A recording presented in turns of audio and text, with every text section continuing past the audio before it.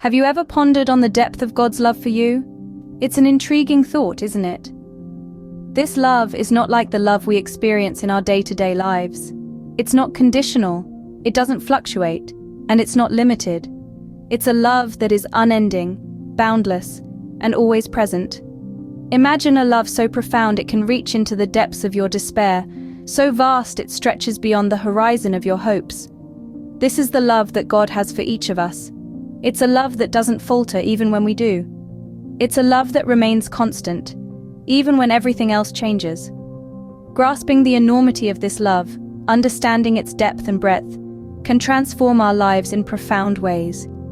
It can bring comfort in times of sorrow, hope in times of uncertainty, and joy in times of celebration. Today, we delve into a biblical scripture that elucidates the immensity of God's love. Consider the scripture from 1 John 4:8. Whoever does not love does not know God, because God is love. This verse, nestled in the heart of the New Testament, offers a profound insight into the nature of God. Notice the unambiguous assertion it makes. God is love. Not that God has love or gives love, but that God is, in his very nature, love itself. This means that every instance of genuine love we experience or express is a direct encounter with the divine. From the affectionate embrace of a parent to the kindness of a stranger, these are not just warm feelings or good deeds. They are fragments of God's love made manifest in our world.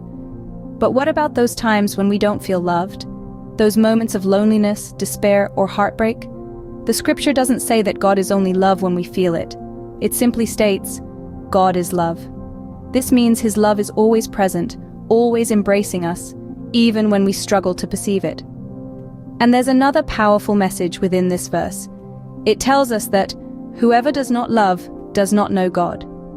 This implies that understanding and expressing love is a pathway to knowing God. It's not about religious rituals or intellectual knowledge. It's about love, pure, selfless, and unconditional. So how do we get to know God? By loving others.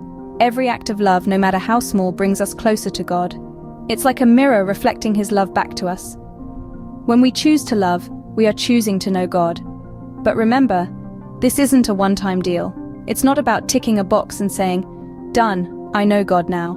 It's a journey, a process of growth and discovery that spans our entire lifetime. Knowing God's love isn't a one-time event but a lifelong journey. Scene script. How then can we recognize this omnipresent love in our lives? Imagine a world where love is the language, the currency, the very air we breathe. This is the world God desires for us, and it begins by recognizing his love in our everyday lives. To start, we can seek God's love through prayer. Whether you're a morning person greeting the dawn with a prayer of gratitude, or a night owl whispering your hopes and dreams to the stars, prayer is a powerful way to connect with God's love. It's a dialogue, a conversation, where we can lay bare our souls and feel the warmth of divine love enveloping us. Meditation, too, can be a pathway to recognizing God's love. In the quiet moments when we still our minds and focus inward, we can feel the gentle touch of God's love. It's like a soft whisper in the silence, a comforting presence that reminds us we are never alone. Reading scriptures is yet another avenue to experience God's love. These ancient texts filled with wisdom and divine insights are like love letters from God. As we immerse ourselves in these sacred writings, we can gain a deeper understanding of God's love and how it permeates every aspect of our lives. But recognizing God's love isn't limited to these spiritual practices. It's also about showing kindness to others. Every act of generosity, every word of encouragement, every gesture of compassion is a reflection of God's love. When we extend kindness, we become conduits of divine love, touching lives and making the world a bit brighter. And let's not forget nature's beauty, the laughter of a child, or the kindness of a stranger. God's love is everywhere if we open our hearts to see it. It's in the breathtaking sunrise, the delicate bloom of a flower, the joyful giggle of a toddler.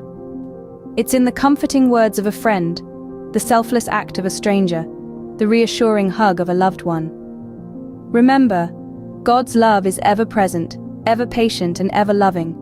Seek it, recognize it, and let it transform your life.